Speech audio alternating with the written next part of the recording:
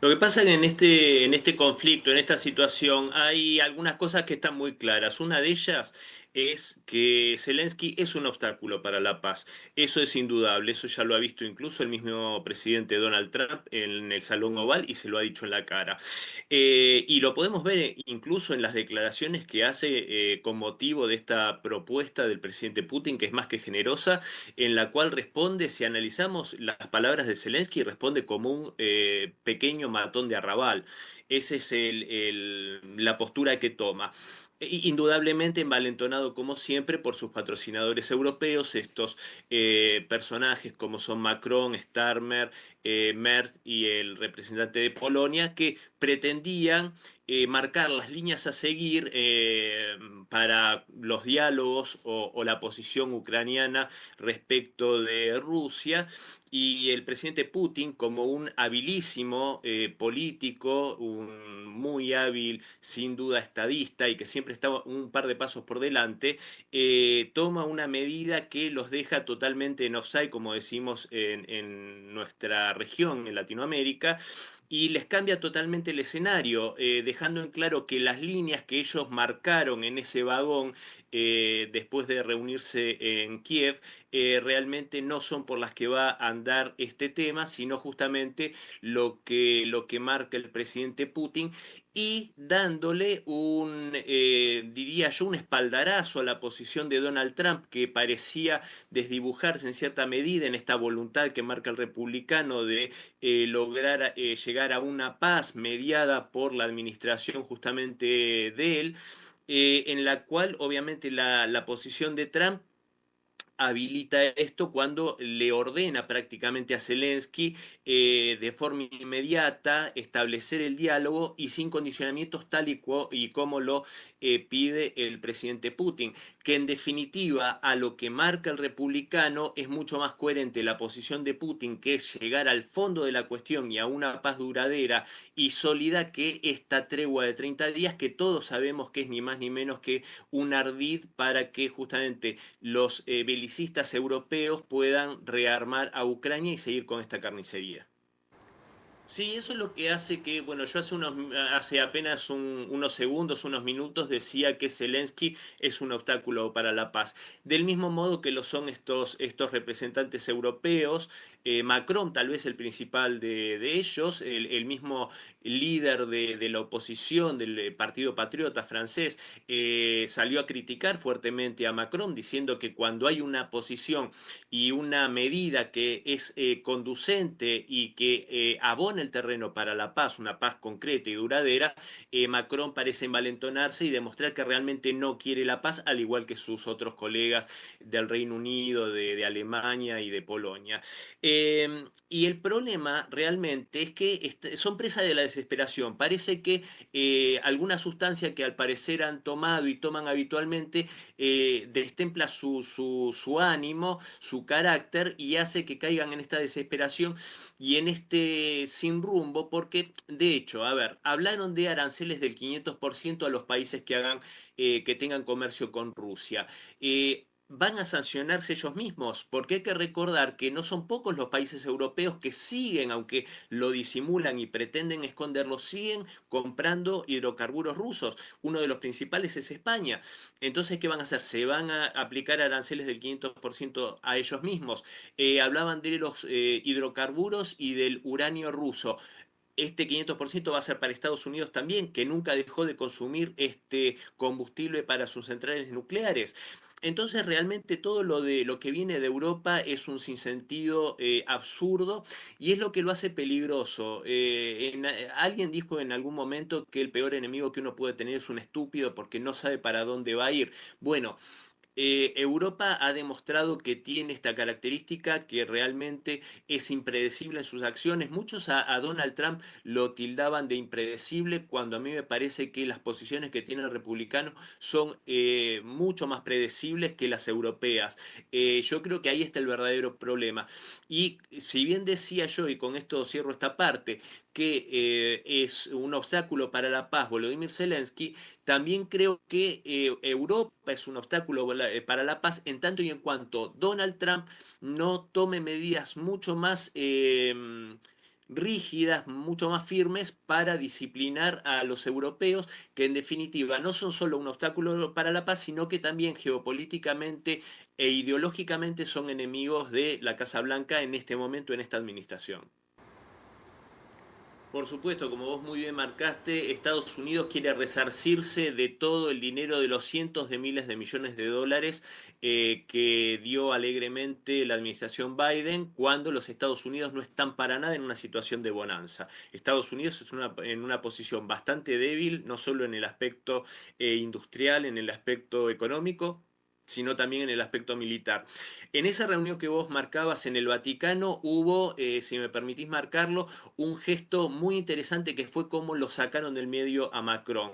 Creo que esos gestos también son importantes a tener en cuenta. Y el sentarse con Zelensky, a pesar de lo que había pasado en el Salón Oval, marca algo muy claro. La prioridad de Donald Trump en este momento es lograr sus objetivos respecto a los Estados Unidos. Y esos objetivos son, uno de los principales, el tema tierras raras. Ese acuerdo que finalmente se firmó con Ucrania y que es vital para los intereses estratégicos de los Estados Unidos. Pero no son menos importantes, por eso no debe llamarnos la atención que lo mande ahora sin chistar, como decíamos en el barrio, a Zelensky a sentarse a dialogar con Rusia, porque también es importante para Donald Trump el hecho de hacer negocios con Rusia. Donald Trump está planteando, y es mucho más conveniente para la economía y el futuro de los Estados Unidos, hacer una buena alianza comercial con Rusia que incluso con Europa.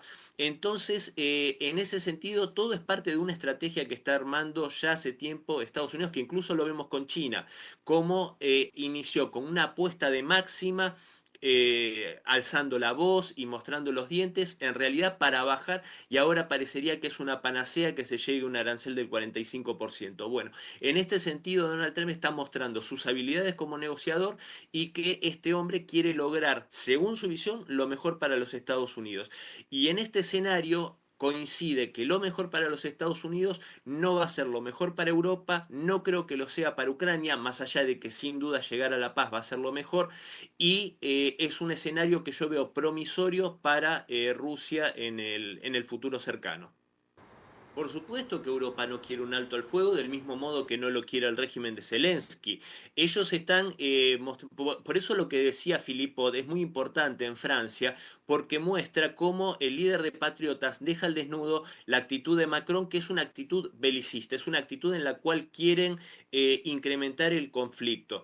¿Y qué es lo que pasa? Yo creo que se ven agobiados y sobrepasados por estas circunstancias, porque no son políticos.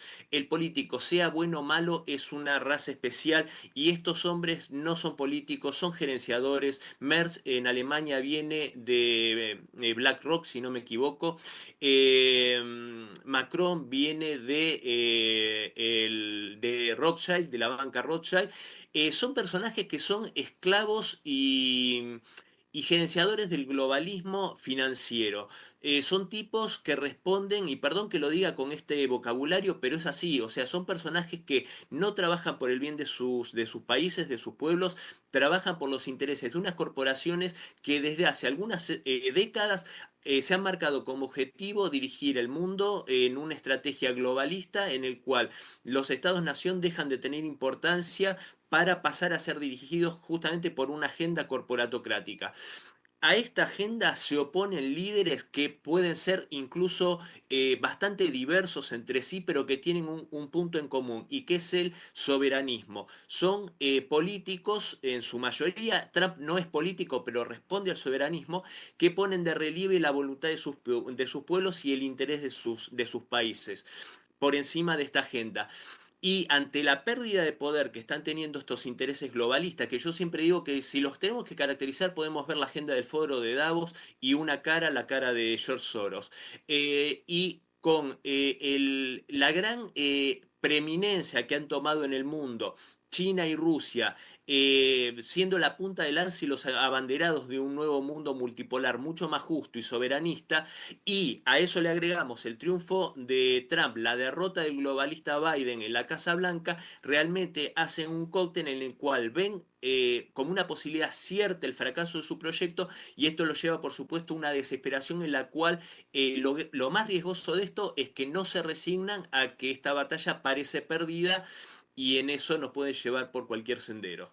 Sí, totalmente. En este 9 de mayo que a mí me tomó aquí en Moscú y pude vivir el patriotismo que se siente, que se ve en familias enteras yendo a conmemorar, a celebrar con emoción, con orgullo, alegría, pero emoción también y dolor por todo lo que costó este triunfo, realmente es muy emocionante y yo creo que una enorme cantidad del mundo, de la mayoría global, hizo dos reconocimientos importantes. Uno, a la verdad histórica, que es el triunfo soviético sobre la Alemania nazi, el país que más sacrificio hizo y que más esfuerzo puso en juego para derrotar a esa peste inmunda que fue el nazismo, que de no haberlo hecho el Ejército Rojo, sin duda hubiese dominado a todo el mundo, y esto no lo digo yo, lo ha dicho incluso el presidente Franklin Roosevelt en su momento.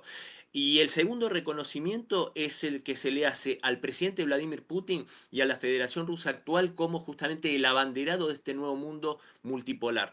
Este mundo que se presenta como una alternativa más justa de relación entre los pueblos y entre los países. Y creo que en ese sentido es muy valioso. Yo creo que realmente el mundo multipolar ya está instalado, ya nació y está creciendo y no hay alternativa para lo otro. La única alternativa es las locuras que proponen los globalistas. Estos globalistas que son unos fascistas y que son unos fascistas que muchas veces se disfrazan de lo que no son y se disfrazan de socialistas en España con Pedro Sánchez y se disfrazan de progresistas en algunos otros lugares cuando en realidad son unos fascistas que responden a la OTAN, al globalismo y están en contra en el fondo de este nuevo mundo multipolar. Entonces hay que estar muy alerta a eso, creo yo, y es muy importante para mí decirlo en un canal como Telesur, que es un canal que siempre dio la lucha por estos principios y estas causas nobles, y creo que hay que estar muy alerta en ese sentido. No caer en el engaño que propician muchas veces estas agendas como la de Davos y las de estas ONGs como las de George Soros.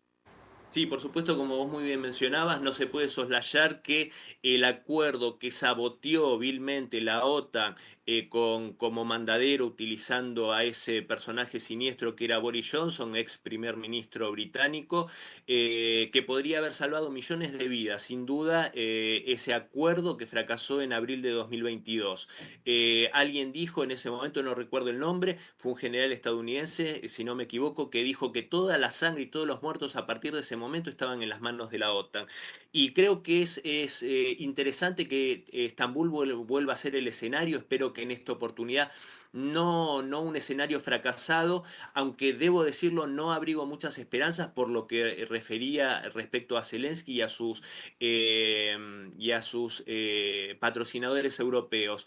El papel de Erdogan, el papel de Turquía, siempre es un papel ambiguo, siempre muestra una posición que no va siempre por el mismo camino. Tiene esta característica Erdogan. Yo creo que va a ser un anfitrión que sin duda va a poner lo mejor de sí para lograr influencia internacional para su país, para Turquía, porque obviamente lo lograría y de gran modo de darse unas conversaciones que sean exitosas.